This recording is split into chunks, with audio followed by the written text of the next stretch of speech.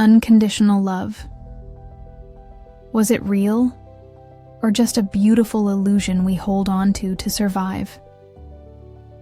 Evelyn was a highly accomplished lawyer, her career rising like a comet.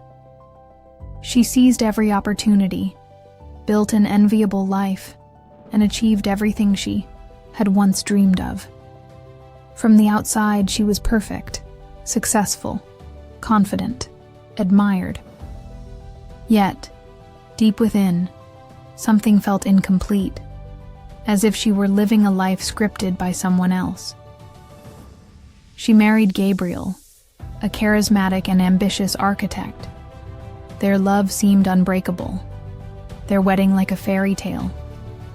When their son, Lucas, was born, Evelyn felt happiness she had never known before. Motherhood filled a void in her heart that even her greatest successes could not. But happiness, as she learned, was fragile. The magic of their early days faded.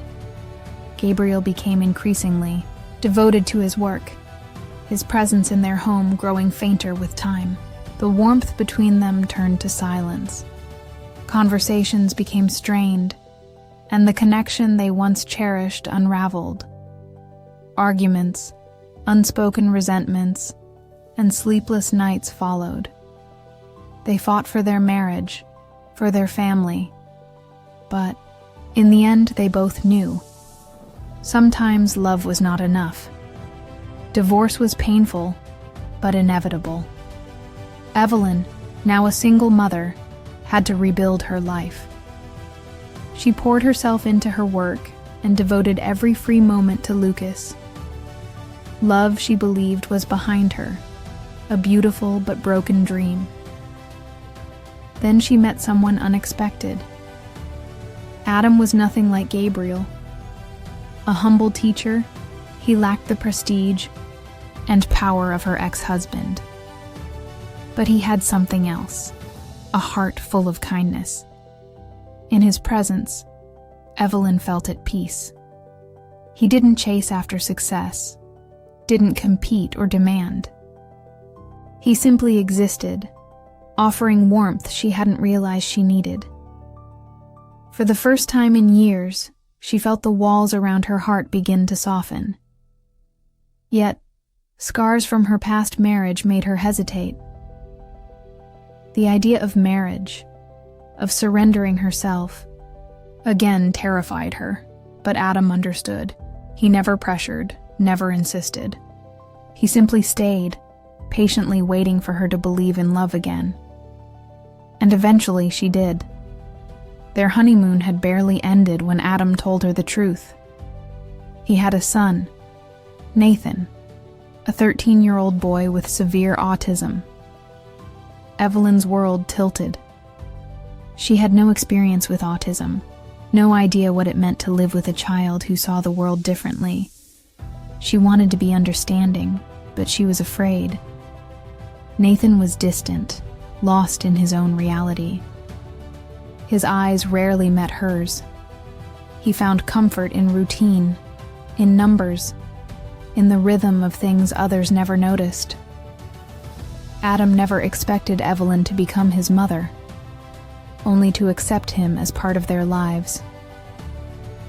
At first, she watched from a distance. She saw the way Adam cared for Nathan with boundless patience, how he embraced every challenge without frustration. His love was effortless, unconditional. It was not about what Nathan could give him in return. It was simply there, unwavering. Evelyn had never known love like that. Over time, something changed. She stopped watching and started learning. She read books, attended seminars, studied the lives of autistic individuals. She learned Nathan's language, not through words, but through patience, through rhythm, through presence. She discovered he loved to swim, that the water made him feel free. She encouraged him, helped him regain his confidence. He enjoyed cooking, so she made sure he had the best ingredients, guiding him as he created meals with precision and care. Day by day, his world opened. He smiled more, engaged more. Then came an unexpected opportunity. A well-known fashion brand approached them. They wanted Nathan to be a model. At first, Evelyn was skeptical.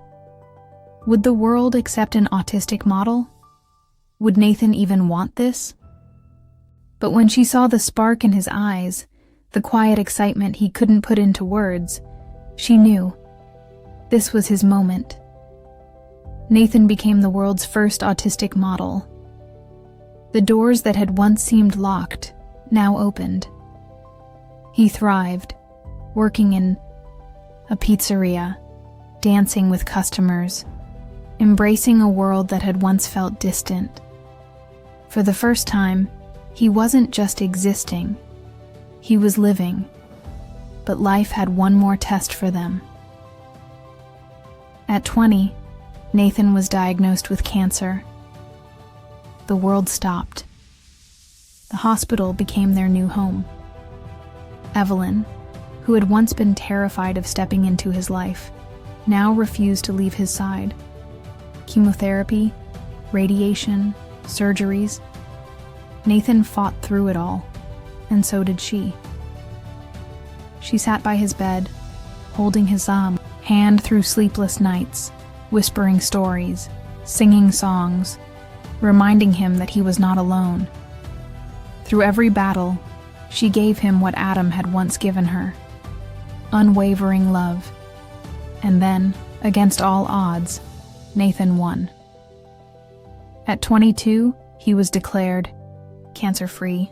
He returned to modeling, but now, he was more than just a face in the industry. He became an advocate, a speaker, a symbol of resilience. He wrote a book, gave talks, raised awareness for autism and cancer. He became a source of hope, not just for those like him, but for everyone searching for meaning in life. Nathan discovered a love for music, mastering the piano, performing on stages he once would have avoided. He swam again, training to become a champion. He defied expectations, proving that limitations were only as real as we allowed them to be. Evelyn watched, overwhelmed with pride. She had once feared this life, resisted it. But in the end, it had given her more than she ever imagined. In giving love freely, without condition, she had not just changed Nathan's life, she had discovered her own true purpose. Perhaps love was never about what we received, but what we gave. And in giving, Evelyn finally understood what unconditional love truly meant.